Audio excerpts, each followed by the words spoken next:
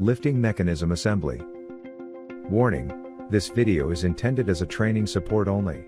It does not substitute the installation instructions manual that came with the cover. In any case of discrepancy, the installation manual always prevails. Put the motor frame in place, usually to the back of the hot tub entrance.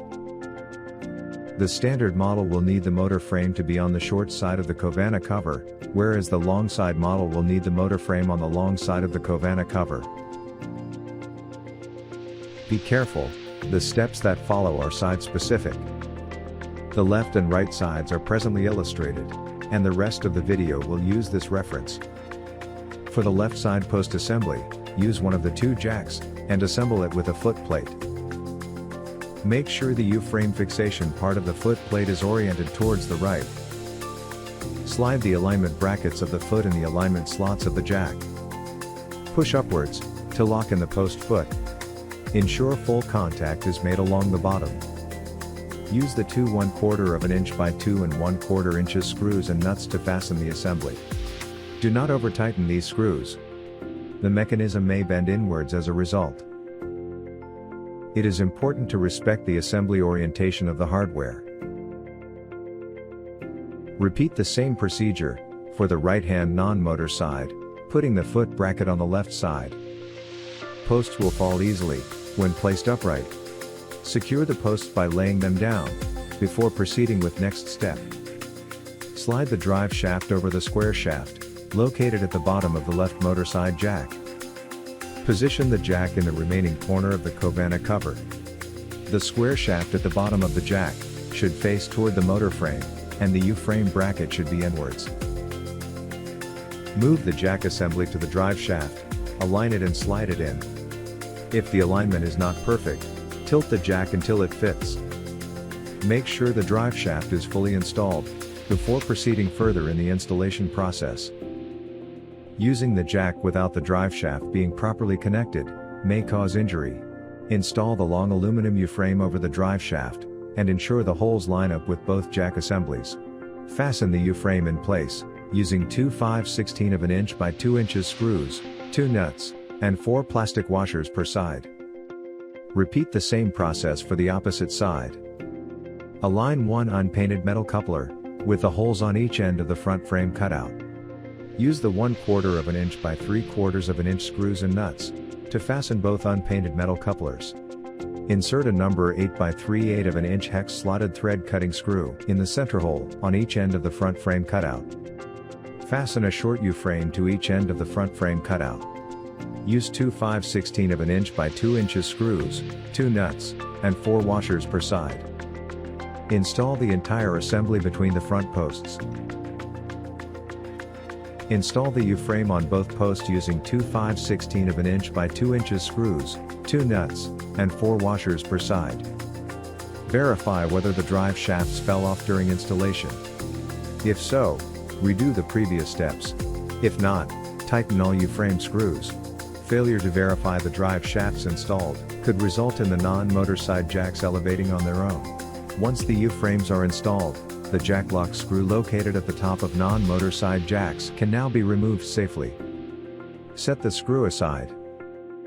If your jack is not equipped with a locking screw on top, follow these instructions instead. The jack lock bracket located at the bottom of non-motorized side jacks can now be removed safely. Failure to remove this part will break the lifting mechanism. Remove the M4 by 8 mm screw.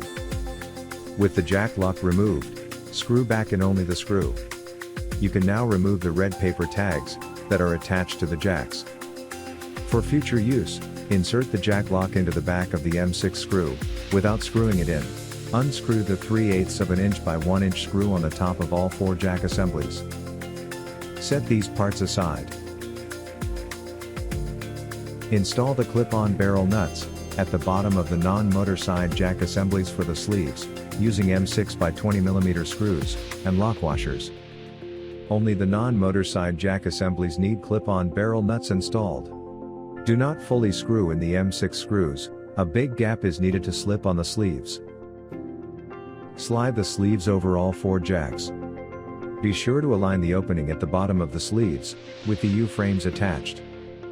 Screw in the M6 by 20 mm screws at the bottom of all 4 sleeves. Be sure that the lock washer is on the outside of the outer sleeve. Make sure the all-weather seal on each post is slid all the way down against the outer sleeve. Failing to properly position this part may cause serious damage to post mechanism. Install the previously removed 3/8 inch by 1 inch screw, with the narrow part of the bushing facing down, for each post.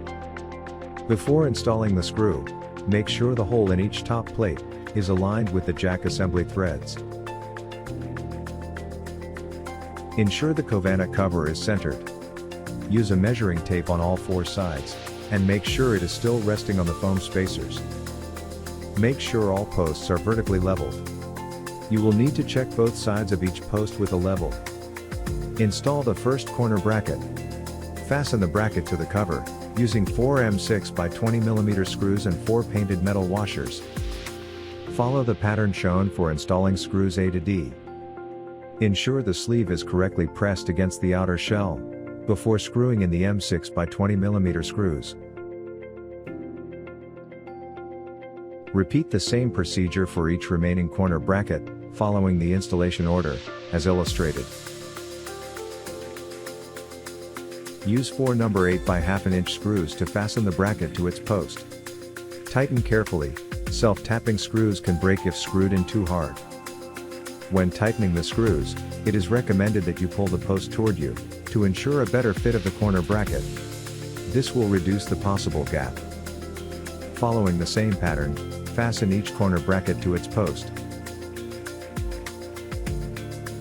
Check the installation of the brackets, trying to lift each inner sleeve.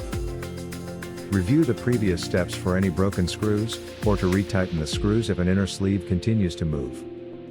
Install the rubber caps on all 4 posts. These caps help protect the post assembly tops from weathering.